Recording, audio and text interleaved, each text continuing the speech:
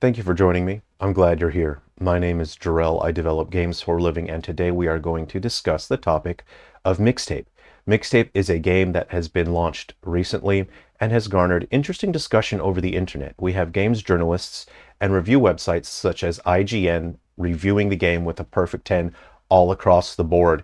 And we have people who see the game, who have tried the game, and have really pushed back against those 10 out of 10 reviews and said that this is not a game that is deserving of 10 out of 10. Some people have said that is not even a game. It doesn't qualify as a game. So Mixtape is developed by a studio called Chopin Lizard, and it was published by Annapurna. There has been a video review from Paul Tassi recently, who is an industry writer, and he gives the game, I think, a 6.5 out of 10. And while he says, he doesn't explicitly say that he hates the game, he says he just didn't like it. I think that if you don't say that you like a game, I think it means that you hate a game.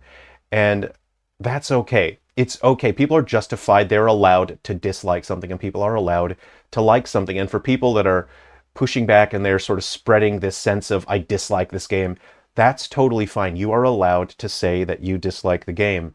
And it's important to have these discussions and still to be able to listen to other people and try to understand where people are coming from. So it seems the game was made with the intent of just sharing nostalgia and letting people feel like they grew up in the 90s, even though they didn't grow up in the 90s. And I think that the developers have done a job of that, and I don't think it's fair for people to say that they dislike this game. I think for people to sort of spread this negativity about Mixtape, I think those people are being small-minded, and they're just a hate mob, and they're following a trend. They're just like this trend of people online, like, oh, let's hate something. It's so cool to hate something. And Mixtape, I don't feel personally that Mixtape does deserve all of the hate that it is receiving online. And the reason I feel that way is because the music in Mixtape is so good. It wasn't composed by anyone. It doesn't have an original score. What they did was they licensed music that people already like and they recognized. And that's such a great strategy for a game, because if you know that your product doesn't actually have its own appeal, then you can steal appeal from something else. And the way to do that is to use a product or a piece of media that people already like. In general, you can use this kind of cultural, historical appropriation to enhance your work. But if your work has nothing to actually enhance, then just steal the appeal of something else. And so that's why we have a lot of 90s music. And I like 90s music. I like when I hear a song that I recognize, it makes me like the thing that I'm watching. And you know what? I like skateboards, I like headphones, I like rebellious attitudes. You know, some of us did have a dad growing up that was a cop. Some of us were obnoxious, insufferable assholes when we were growing up. And so that's why some of us can really, really relate to the story of Mixtape.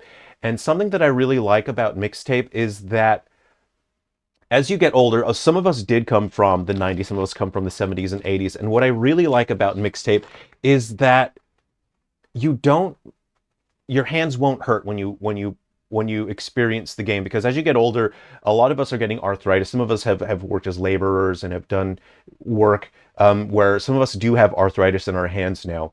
And so it's hard. Like you want to play a game like Tekken or Street Fighter, and that can be so difficult and painful, and it's just not inclusive. Some people can feel excluded, and I think having a game where there isn't really any gameplay and you don't really have to touch the controller, I think that's being inclusive and it's being considerate of people. And I think more games should take into account that some of us are getting so old that we can't use our weak, precious little hands to push buttons on the controller. So Mixtape is perfect for those people whose hands are they're a little precious.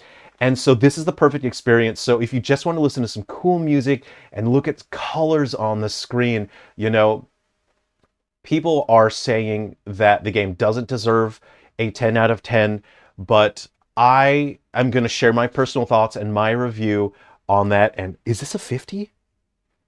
Fuck. Oh my God. Okay.